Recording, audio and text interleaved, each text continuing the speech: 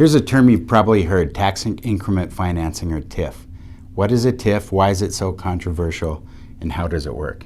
This is Ryan Springer, an advisor with Sterling Commercial Real Estate. My name is Sarah Nowall. Today we're going to go over the basics in a lightning round Q&A. Let's call this TIF 101. So first of all, what should people know about our connection here at Sterling CRE to TIF projects before we get started? Well, it's important to note that here at Sterling CRE, we work on commercial sales and developments that involve TIF funds. From our experience, we know that TIF projects aren't all good, they're not all bad. Yeah, definitely.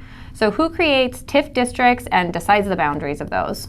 The cities create TIF districts to help fund improvements to an area that is in disrepair, lacks infrastructure, or where the city wants to encourage development. These areas have special tax mechanisms that help fund projects within specific boundaries.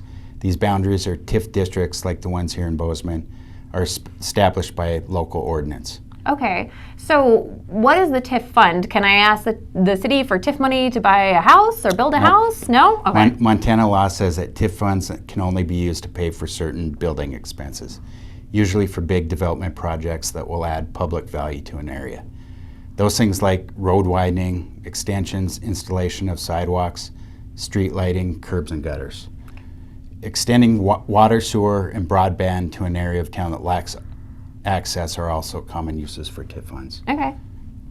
Those might seem like fluff in the broad scope of development, but these items can be cost prohibitive and keep a useful development from moving forward. Yeah, that stuff can get really, really pricey. Yeah. So how does a TIF district work?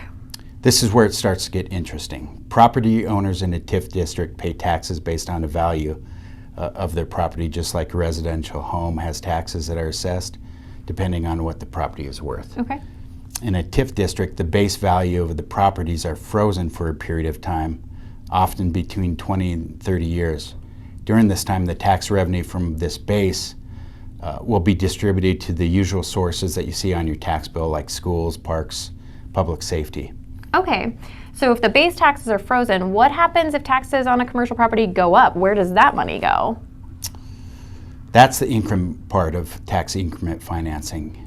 TIF funds are generated from the difference between the value of the improved property and the value of the frozen base value. Okay. So if big improvements are made on a building in a TIF district, then that difference has a higher value and therefore pays more taxes. Those extra tax dollars above the base taxes are funneled into TIF projects to continue the incentivizing of positive development in a designated area. Got it. So if TIF money is used to improve this designated area, why is there so much opposition to the concept of TIF? Well, on one hand, TIF funds can be allocated to a developer to improve a neighborhood that might be in a desperate need of investment. These investments encourage the redevelopment and improvements in that area where a project might not otherwise pencil out. Okay. But on the other hand, those same TIF funds aren't helping to support day-to-day services that in that same district, like schools, public safety, and other levies. The district in the district don't get any of that additional tax revenue because it's going all into the TIF bucket.